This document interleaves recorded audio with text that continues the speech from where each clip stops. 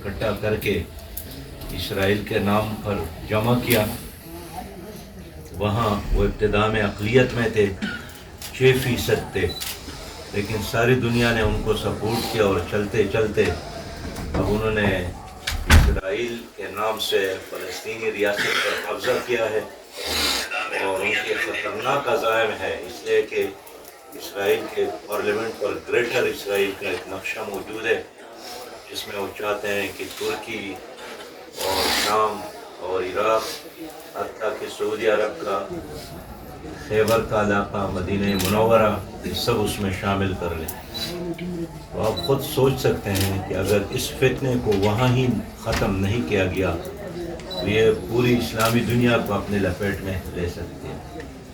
اس وقت انہوں نے غزہ پر حملہ کیا ہے۔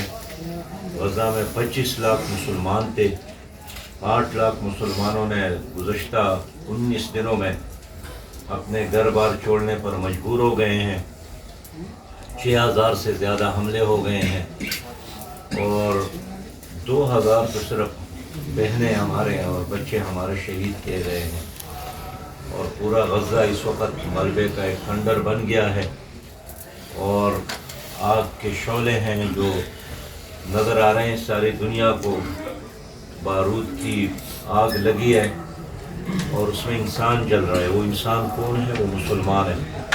وہ آج عالمی ادارے خاموش ہیں، اس لیے کہ یہ مسلمان کا خون بہہ رہا ہے، اور مسلمان کی مائیں رو رہی ہیں، اور مسلمان کے بچے۔ جماعت اسلامی نے اس لیے پورے ملک میں فلسطینیوں کے ساتھ یکجہتی کا اعلان کیا ہے۔ کراچی میں ملین مارچ کیا، لاہور میں بڑا مارچ کیا۔ ہم نے تمام سیاسی جماعتوں کو جمع کر کے قومی فلسطین کانفرنس کی، تمام سفیروں سے ملنے کے لیے ایک القدس کمیٹی بنا لی، اور اسی طرح ہم دیکھتے ہیں کہ امریکہ نے کلّا اسرائیل کا ساتھ دینے کا اعلان کیا ہے، اسلحہ پہنچا رہا ہے، بحری بیڑا ادھر بھیجا ہے، اور خود بائیڈن ادھر جا کر دھمکی دی، اس لحاظ سے قتل عام کی لائسنس دی۔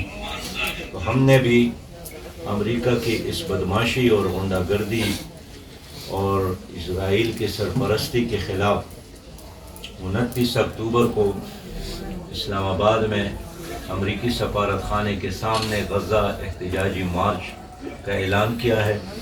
لاکھوں لوگ اس میں شریک ہوں گے۔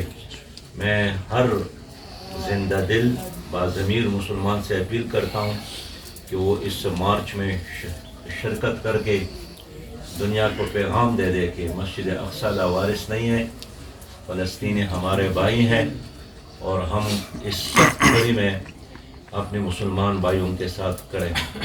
میں آپ تمام بھائیوں سے بھی اپیل کرتا ہوں، اس وقت ملک میں بہت بڑے مسائل ہیں، معاشی مسائل ہے، سیاسی مسائل ہے، امن کا مسئلہ ہے، روزگار کا مسئلہ ہے، اور پاکستانی بچہ ورلڈ بینک اور IMF کا مقروض ہے، روز قیمتوں میں اضافہ ہو رہا ہے، سب سے بڑھ کر اس ملک میں کرپشن ہے، اور یہ تمام بیماریاں یہ ان لوگوں کی وجہ سے ہے جنہوں نے یہاں حکومت کی ہے، وہ پیپلز پارٹی کی صورت میں، وہ مسلم لیگ کی صورت میں، وہ PTI کی صورت میں۔ تو ہم ان لوگوں سے اپیل کرتے ہیں جو اپنے آپ کو سیاسی لوگ سمجھتے ہیں، دینی لوگ سمجھتے ہیں، کہ آخر مل کر سوچنا چاہیے کہ اس ملک کے مسائل کا حل کیا ہے۔ اس ملک کے مسائل کا حل اگر جرنیلوں کے ہاتھ میں ہوتا تو 36 سال اس پر ملک پر جرنیلوں نے بھی حکومت کیا۔ اگر ان ملک کے مسائل کا حل پیپل پارٹی اور مسلم لیگ اور PTI کے ہاتھ میں ہوتا تو یہ بھی اسٹیبلشمنٹ کے پروردہ لوگ ہیں اور تمام تر اختیارات ساتھ تھے، لیکن اس کے باوجود بھی یہ مسائل حل نہیں کر سکے۔ یہ ٹھیک ہے اپنے مسائل حل کر سکے ہیں، اپنے پراپرٹیز، اپنی جائیدادوں میں، اپنے بینک بیلنس میں اضافہ تو کیا، لیکن غریب آدمی کو کیا ملا؟ اس لیے ہم عوام سے اپیل کرنے آئے ہیں کہ مسائل کا ایک ہی حل ہے، اور وہ یہ کہ اس ملک میں اللہ تعالیٰ کا دین نافذ ہو جائے، اس کی شریعت قائم ہو جائے، نظام مصطفیٰ یہاں پر آ جائے۔ تو ہم آپ بھائیوں سے بھی اپیل کرتے ہیں، دوستوں سے بھی اپیل کرتے ہیں کہ جو پانی گزر گیا ہے ان لہروں کو گننے کا کوئی مقصد فائدہ نہیں ہے، لیکن آنے والے لہروں کو گننے کی ضرورت ہے، لمحوں کو سوچ بچار کے ساتھ فیصلہ کرنے کی ضرورت ہے۔ جماعت اسلامی میدان میں کھڑی ہے۔ ہم نے اس لیے پی ڈی ایم کا ساتھ نہیں دیا، ہم نے اس لیے پی ٹی آئی کا ساتھ نہیں دیا کہ ہم جانتے تھے کہ یہ دونوں پارٹیاں اس غلط نظام کے فیسیلیٹیٹر ہیں، یہ ان کے پاسبان ہے، یہ ورلڈ بینک کے اور آئی ایم ایف کی بنیادوں پر چلتے ہیں، یہ سودی نظام کے علمبردار ہے، یہ انگریز کے نظام کے علمبردار ہے۔ اس لیے اس ملک کو اب ایک انقلاب کی ضرورت ہے، ایک تبدیلی کی ضرورت ہے، ایک دیانتدار قیادت کی ضرورت ہے، ایک کرپشن فری پاکستان بنانے کے لیے کرپشن فری جماعت کی ضرورت ہے۔ لہذا یہ تجربہ ناکام ہوا ہے، کبھی اسٹیبلشمنٹ ایک کو لاتا ہے، کبھی دوسرے کو لاتا ہے، اور 75 سالوں سے یہ تماشا جاری ہے۔